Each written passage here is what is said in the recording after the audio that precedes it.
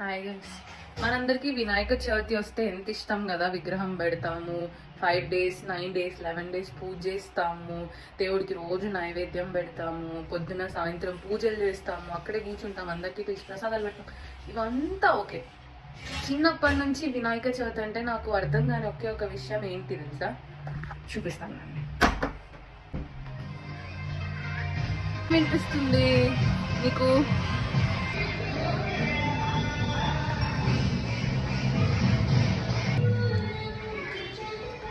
घूंघट के नीचे छुपा के